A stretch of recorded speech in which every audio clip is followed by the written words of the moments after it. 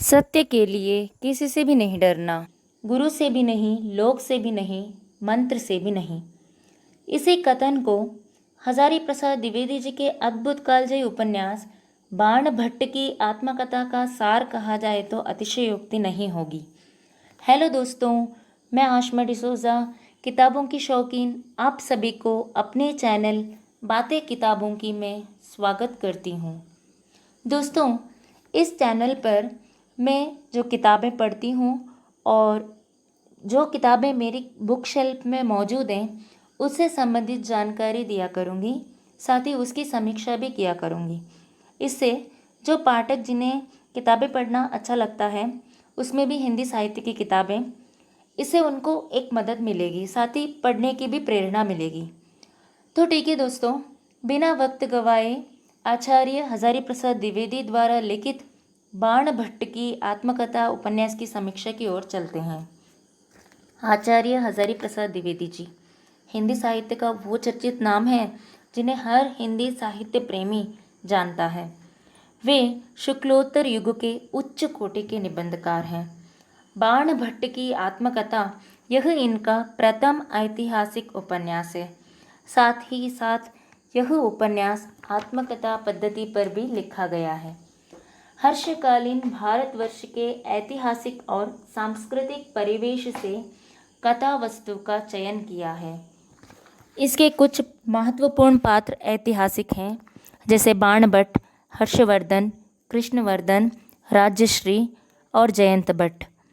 इस उपन्यास में चित्रित प्रसंग, शहर, नगर सभी ऐतिहासिक है, लेकिन पात्रों की आसपास घटने वाली घटनाएं और उनके कार्य काल्पनिक हैं। उपन्यास का आधार संस्कृत के विद्वान बाण भट्ट की जीवन कथा है। द्विवेदी जी ने बाण भट्ट के चरित्र पर लगे लांछन को दूर करने तथा नारी के सम्मान की रक्षा हेतु इस उपन्यास की रचना की है। दोस्तों, कथा वस्तु की हम अगर बात करें तो बाण भट्ट हर्षवर्धन के सभा पंडित थे। इनका जन्म प्रख्यात वात्सायन वंश में हुआ। बाण का बचपन का नाम दक्ष भट्ट था। बचपन में ही मातृवियोग, 14 वर्ष की आयु में पिता की मृत्यु हो जाने के कारण भट्ट आवारा, गप्पी और घुमक्कड़ होकर घर त्याग देता है, जिससे लोग उसे बंड कहने लगते हैं। देश विदेश से भटकते वह अनेक कार्यों जैसे कठपुतलियों का नाच दिखाना, नट बनना, नाट्य मंडली तैयार करना आदि में संलग्न हो जाता है। नगर नगर भटकते हुए वह स्थानेश्वर आकर पहुंच जाता है, जहां उसको उसकी भेंट एक पान की दुकान पर बैठी निपुणिका से हो जाती है, जो पहले कभी बाण भट्ट की नाट्य मंडली में कार्य किया करती थी। निपुणिका से बाण भट्ट को पता चलता है कि प्रसिद्ध सम्राट देवपुत्र तुवर मिलिंद की पुत्री भट्टिनी, जिसे चंद्रदीदिति कहते हैं, उसे अपहरण करके मौखरी वंश के छोटे राजकुल में बंदित बना दिया गया है। निपुणिका और बाण भट्ट दोनों मिलकर किस प्रकार भट्टिनी का उद्धार करते हैं, यही विषय इस उपन्यास का कथानक है।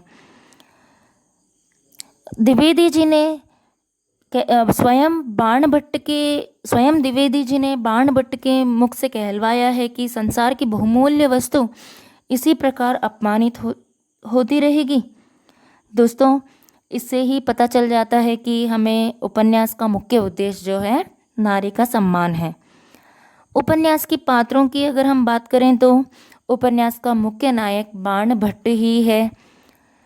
उपन्यास की नायिका के रूप में निपुणिका और भट्टिनी दोनों नज़र आते हैं। जहां निपुणिका एक विधवा थी, साथ ही वो पहले बाण की नाट्य मंडली में कार्य किया करती थी। उसके अलावा वो बाण से प्रेम भी करती है। इसके साथ ही साथ भट्टिनी जो है सम्राट तुवर मिलिंद की पुत्री है। वो इसका ही बलात् अपहरण किया जाता है। भट्टिनी भी बाण से प्रेम करती है। भट्टिनी का बाण के प्रति जो प्रेम है वो श्रद्धाजन्य है। इनके अलावा इस उपन्यास में महामाया, अघोर भैरव, कृष्णवर्धन, सुचरिता, लोरिक देव, राज्यश्री आदि पात्र हम देख सकते हैं। दोस्तों, आचार्य हजारी प्रसाद द्विवेदी जी ने इस उपन्यास में प्रेम का सर्वश्रेष्ठ रूप दिखाया है। बाणभट्ट निपुणिका और भट्टिनी दोनों से प्रेम करता है। उसका प्रेम उच्च कोटि का है, जिसमें वासना का किंचित भी वास नहीं है। निपुणिका भी बाण से प्रेम करती है और वो कहती भी है बाण उसके लिए धरती का पुरुष रत्न है। दोस्तों, इस उपन्यास में नारी की गरिमा प्रदान करने वाले और उसे श्रेष्ठ बनाने वाले कई कथन आपको देखने को मिल सकते हैं। कुछ कथन आपके सम्मुख रखना चाहूँगी। जैसे कि पहला कथन है, सारा जीवन मैंने स्त्री शरीर को किसी अज्ञात देवता का मंदिर समझा है।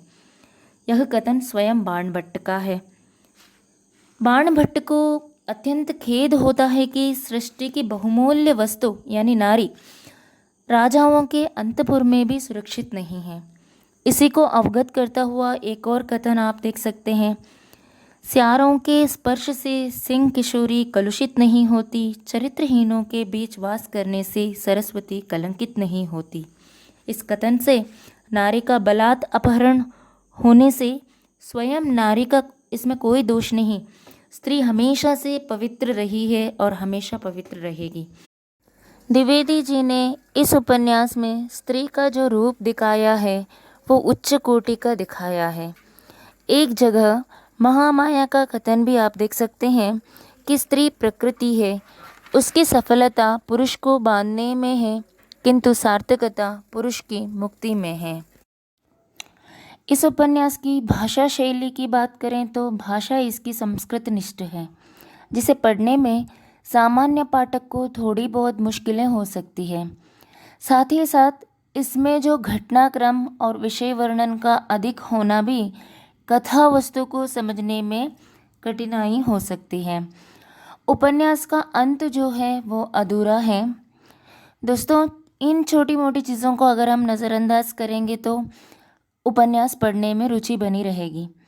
तो दोस्तों, अंत में आपसे यही निवेदन है कि एक बार इस कालजयी रचना को ज़रूर पढ़िए और दूसरों को भी पढ़ने के लिए प्रेरणा बनिए कहते हुए आपसे अब विदा लेना चाहूँगी। तब तक के लिए मेरे चैनल को लाइक कीजिए, सब्सक्राइब कीजिए और शेयर कीजिए।